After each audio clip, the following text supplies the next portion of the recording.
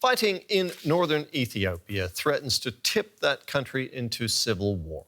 The conflict comes down to a power struggle between Prime Minister Abiy Ahmed and the leader of the rebellious Tigray region. Other countries are being drawn into the conflict, raising fears of destabilization across the region. Tens of thousands of civilians have fled the fighting across a border river into Sudan. And Tigray's leader has admitted ordering a rocket attack on neighboring Eritrea as a close ally of Ethiopia's federal government. Let's go now to Ethiopia's capital, Addis Ababa, and talk to journalist Samuel Getachew. Samuel, Ethiopia's President Abiy Ahmed says he's confident that his forces can restore order in Tigray province. What's he up against militarily? Well, Ethiopian Prime Minister, to be exact, he is the determination is there and the support is there.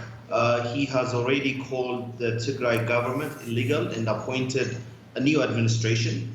And the Ethiopian army is one of the most resourced and in the region. And so the determination is there, but the conflict is really beginning to affect thousands of Ethiopians who are pushed not just to Sudan, but anywhere, even coming to the Amhara region. And as you mentioned, the UN has already said about 25,000 Ethiopians have moved to Sudan, but that's an official number. There are more, thousands of them that haven't been accounted for. So it's a disaster that's just in the making. So, if I understand you correctly, we're looking at a very formidable military force in Tigray province. Why would the Tigray rebels, though, launch an attack on their northern neighbors in Eritrea when their dispute is primarily with Prime Minister Abiy and the central government in Ethiopia? You know, the TPLF was in government for 27 years.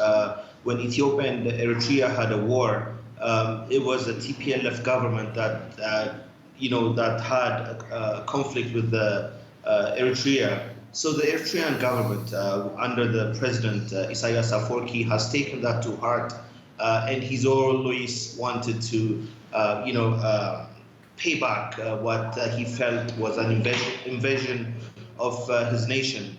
So when Abiy came to power in 2018, when he tried to bring peace between Ethiopia and Eritrea, the TPLF was never happy. They felt Abiy was creating a partnership with a foreign nation that was against the interests of TPLF, and that's how the conflict began. Samuel, just very briefly, what about the humanitarian implications of this for the region? You mentioned as refugees. How serious is it?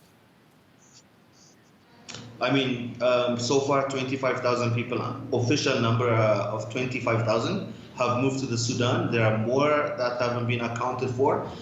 The people that have moved to the Sudan are telling us that older people, young children have been left behind. The NGOs have been pushed out of the Tigray region. They've been looted by the TPLF soldiers, they claim. So it's a disaster, and it's not just within Ethiopia, the conflict, it's not just going to Eritrea, but it will soon come to the European nations, very soon. Samuel, thank you very much. That was journalist Samuel Getachew in Addis Ababa. Thank you.